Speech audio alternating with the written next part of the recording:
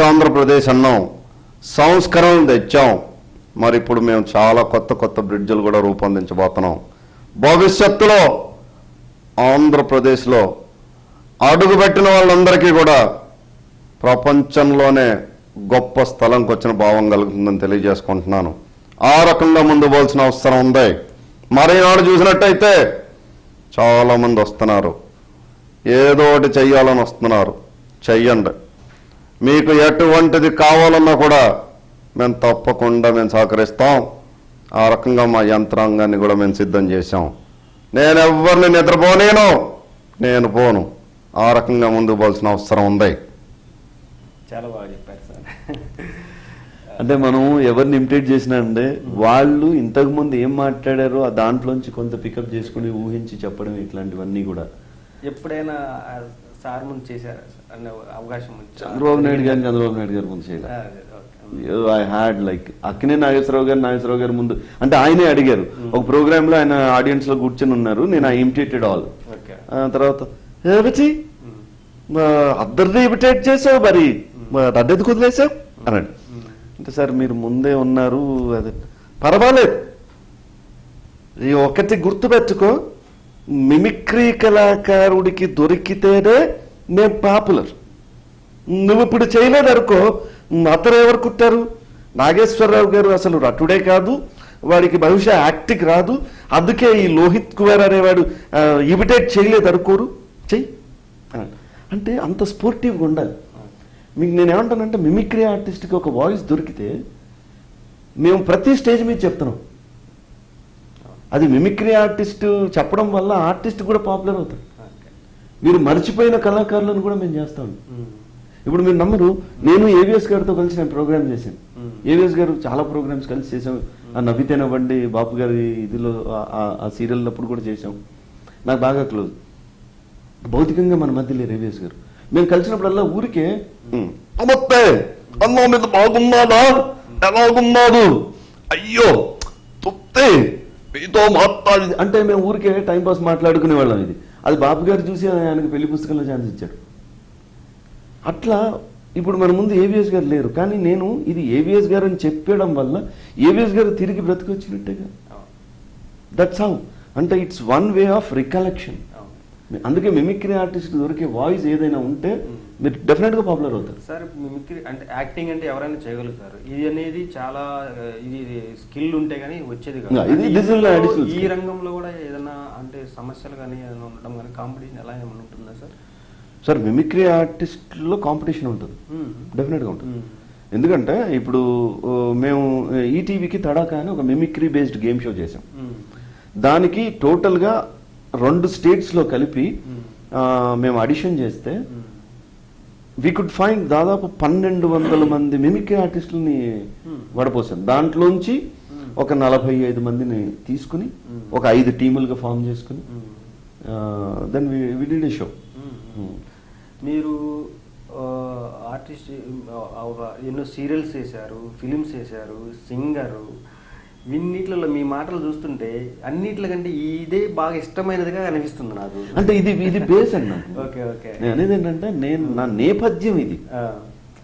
ఇప్పుడు మనం ఒకటి అనుకుంటాం, బతుకు కోసం ఇంకోటి చేస్తూ ఉంటాం. ఎంతసేపు మాట్లాడుతున్నా ఇష్టంగా మాట్లాడుతున్నారు మీరు ఈ సబ్జెక్ట్ అంటే.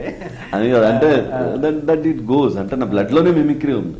లేకుండానే నాకు if you give me character I will be into the character. నేను క్యారెక్టర్ లోకి ఆటోమేటిక్ వెళ్ళిపోతాను. ట్రాన్స్ఫర్మేషన్ ఇంటు ది క్యారెక్టర్ అనేది. సో వేరే వాళ్ళకి కొంచెం కష్టం అవ్వచ్చు, కొంచెం ప్రాక్టీస్ అవ్వచ్చు. సో నాకేంటంటే నాకు మాండలికాల మీద పట్టుంది. ఇప్పుడు మనకు బేసికల్ గా మనం తీసుకుంటే ఒకప్పుడు ఇప్పుడు తెలంగాణ, ఆంధ్ర, రాయలసీమ 3. సో అటు ఆంధ్రాలో మళ్ళీ మనం ప్రాంతాన్ని బట్టి కూడా మళ్ళీ ఇంకా మాండలికంలో ఇంకొంత యాస అది ఇది వస్తుంది. బట్ బేసికల్ గా ఈ 3 తీసుకుంటే 3 మెయిన్ మాండలికాలు.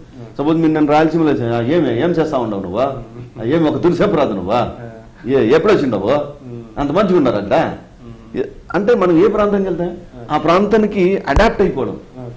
అంటే మాండలికం తెలిసి ఉండాలి. మిమిక్రీ ఆర్టిస్ట్ అంటే అంత ఈజీ కాదు. ఎందుకంటే వీడికి అన్నీ తెలిసి ఉండాలి. You should know everything. తెలియకపోతే మనం చేయలేం. ఇప్పుడు అదే నేను ఈ ప్రాంతంలో ఉన్నా, ఈ తెలంగాణ ప్రాంతంలో ఉండి నేను ఇప్పుడు చిరంజీవి గారిని ఇమిటేట్ చేస్తున్నానండి. చిరంజీవి గారిని ఇమిటేట్ చేసినప్పుడు చిరంజీవి గారు ఏ భాష మాట్లాడతారు, ఏ పదాన్ని ఎక్కడ నొక్కుతారు అనేది తెలియకపోతే నేను ప్రజెంట్ చేయలేను. అది రాదు కూడా క్లారిటీ. ఈరోజు మరి ఇలా తెలుగు పాపులర్ ఛానల్లో ఇలా మీ ముందుండి నేను మారుతూ ఉండడం ఇలా నాకు చాలా సంతోషంగా ఉంది. అదే ఇది ఉందనుకోండి, ఇప్పుడు నేను ఇది ఆయన ఇలా మాడతారని నాకు తెలియనప్పుడు ఎలా చెప్పగలను? మిమిక్రీ అంటే అంత ఈజీ అనుకున్నాగా, ఏదో ఒక్క ముక్క ఒక్కసారి చెప్పితే వచ్చు అనుకుంటే కుదరదు, అది టకటకటకటకటక చెబుతూ వస్తేనే కరెక్ట్. ఆయన దేన్ని ఎలా అంటాడని తెలియాలి నాకు. నన్ను ఈ మధ్య నేను కెనడా అటు సైడ్ ప్రోగ్రామ్స్ చేశాను. కెనడాలో నన్ను ఒక ఆయన అడిగాడు, సార్ మీరు చాలా మంది ఇమిటేట్ చేస్తారు, మేము కొన్ని పర్టిక్యులర్ అడుగుతాం, అవి మాత్రం చేయగలరు. నేను I might try, I don't know, నేను ఎంతవరకు ట్రై చేయగలను అంత. నేను మామూలు మనిషినే కదా, నేను అన్ని అడిగితే నాకు అంత ఈజీ కాదు. కొంతమంది ఉంటారు అన్ని చెప్తానంటారు, వాళ్ళ వాయిస్లో చెప్పొచ్చు, వేరే వాళ్ళ వాయిస్లో చెప్పొచ్చు, అది డిఫరెంట్. వాళ్ళు అడిగింది కోదండరామ్ సార్ వాయిస్ అడిగారండి. కోదండరామ్ సార్ వాయిస్ అంటే నాకు షాక్. ఎందుకంటే ఈయన హీరో కాదు, పోనీ అట్లానే ఉన్న గ్లామరస్ గా ఉన్న పాలిటీషియన్ కాదు, ఈజ్ ఓన్లీ ఫైటర్. తెలంగాణ ఉద్యమంలో జాక్ చైర్మన్ గా ఉన్నాడు. నేనన్నా నాకు కొంచెం టైం ఇవ్వండి, ఎందుకంటే నన్ను ఎవ్వరూ అడగల ఇంత దాకా, అది ఇంత పెద్ద స్టేజ్ మీద అడుగుతున్నారు కాబట్టి గివ్ మీ లిటిల్ టైం అని జస్ట్ దెన్ అప్పటికప్పుడు కోదండరామ్ గారు ఎలా ఉంటారు, ఎలా మాట్లాడారు, going back into the memories లో తీసుకుని ఓకే. ఏ వీడియో కూడా చూడలేదు నేను, ఆయన వీడియోలు చూసాను అప్పటికప్పుడు ఏం చూడలేదు, కానీ ఆయన ఇమాజిన్ మైండ్ లోకి ఆయన్ని తెచ్చుకొని. అంటే మా మిమిక్రీ ఆర్టిస్ట్లకు ఎట్లా ఉంటుంది అంటే, నేను ఏదన్నా వాయిస్ చేసేటప్పుడు తెలియకుండానే నా బాడీ లాంగ్వేజ్ లో ఆయన రావాలి. ఓకే, నా ఫేస్ లోనో నాకు ఆయన వస్తేనే మీకు విజువల్ గా ఉంటుంది. ఇప్పుడు ఇప్పుడు కోదండరామ్ గారు అండి, కోదండరామ్ తెలంగాణ ఉద్యమంలో మాతో పాటు చాలా మంది ముందుకు వచ్చిండ్రు, మరి విద్యార్థులు వచ్చిండ్రు, రైతులు కూడా వచ్చిండ్రు. మేము అనుకోలేదు ఈ ఉద్యమము ఇన్ని సంవత్సరాల నుంచి మేము దీన్ని కాపాడుకుంటూ వచ్చినాము, తెలంగాణ వస్తుందని కూడా మేము అనుకోలేదు. కానీ మా వంతు ప్రయత్నం మాత్రం మేము మంచిగా చేస్తూ ఉన్నాం.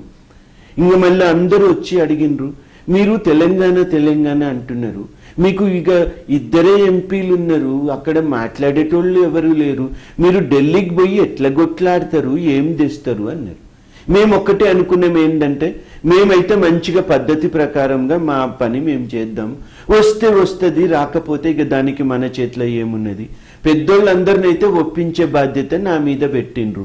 ఇంక నేను అందరి దగ్గరికి పోయి ఇగో తెలంగాణ ఎందుకు నష్టపోయింది, ఎక్కడ నష్టపోయింది, ఎందువల్ల నష్టపోయింది, అసలు అన్యాయం అనేది ఎట్లా జరిగింది, ఈ భాషకు ఎట్లా ద్రోహం జరిగింది అనే విషయాలను మాత్రం నేను కూలంకుషంగా అందరికీ వివరించిన. ఇంకా అందరికీ కూడా దీని విషయంలో అర్థమైంది. అందుకని ఇవాళ మనకు తెలంగాణ వచ్చింది. తెలంగాణ వచ్చింది కరెక్టే, మరి ఎందుకు వచ్చింది, ఎందుకు తెచ్చుకున్నాం, దీనికోసం మనం ఏం చేయాలి, అందరం కలిసి దీనికి ఒక ప్రణాళిక వేసుకోవాలి. పెద్దవాళ్ళు కలిసి ముందుకు తీసుకుపోతున్నారని మనం వదిలేస్తే ఇంత కష్టపడి ఎందుకు తెచ్చుకున్నామో మళ్ళీ నవ్వుల పాలు అవుతాం. అందరు నన్ను అడిగినరు, మళ్ళీ సార్ నువ్వు చదువుకున్నావు, మళ్ళీ నువ్వేమన్నా సీఎం అవుతావా అని అడిగినాను. నేను ఎప్పుడన్నా చెప్పినా నాకు రాజకీయాలకు వద్దు, నేను రాజకీయాలకు రానని చెప్పిన, నేను దానికే కట్టుబడి ఉన్నా, నేను రానింగా. చాలా బాగా చెప్పారు. అంటే మీరు ఒక రోజంతా నేను ఇట్లనే మాట్లాడమని మాడతా, because I know the voice. ఇంక వచ్చేసింది, ఒక్కసారి వచ్చిన తర్వాత ఇప్పుడు నేను మాట్లాడిందని మాట్లాడిండొచ్చు, మాట్లాడకపోయిండొచ్చు, ఐ డోంట్ నో. సో కాకపోతే ఆయన ఏం మాడతాడనేది నా దృష్టిలో ఉంటేనే నేను చేయగలుగుతాను.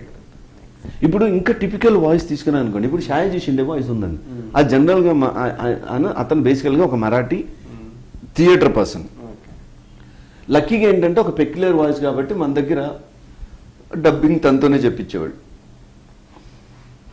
మల్లికార్జున్ గారు, నేను నీ ముందు ఉన్నాను, ఇది పాపులర్ టీవీ అన్నారు, చాలా మంచిగా ఉంది, ఈ పాపులర్ టీవీలో పాపులర్ ఛానల్లో నేను మీ ముందున్నాను, మీరు ఏది అడిగినా నేను చెప్తాను, ఇప్పుడు మీరు అడుక్కోండి, మీరు అడగండి, తొందరగా అడిగితే నేను కూడా తొందరగా చెప్తాను.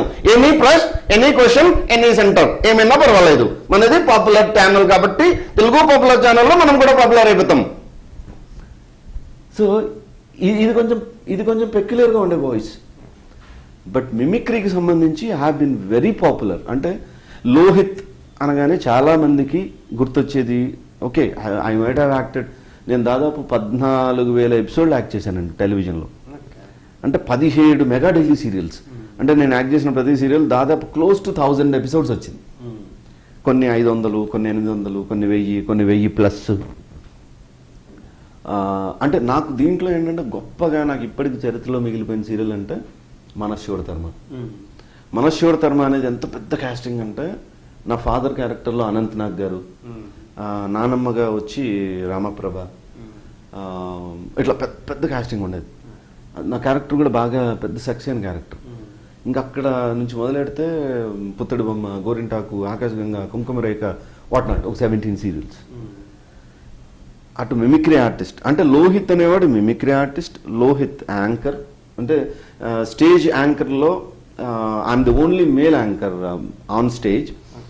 నేను చాలా కంట్రీస్ తిరిగేది కూడా ఆయన anchor and mimicry artist and standup comedian. దాదాపు ఒక 5-6 వేల ప్రోగ్రామ్స్ పైన చేసిన యాంకర్గా, మిమిక్రీ ఆర్టిస్ట్గా. సో కమల్ హాసన్ని బాగా ఇమిటేట్ చేస్తాడు అనేది ఒక పెద్ద పేరు అనమాట.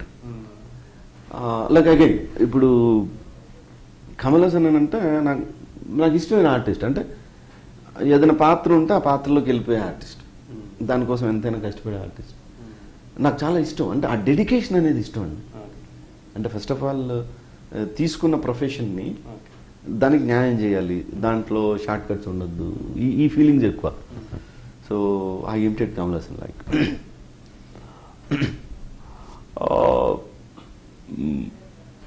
ఇలా తెలుగు పాపులర్ ఛానల్లో, పాపులర్ టీవీలో మీతో పాటు ఇలా నేను మీ ముందు ఉండడం నాకు చాలా ఆనందంగా ఉంది.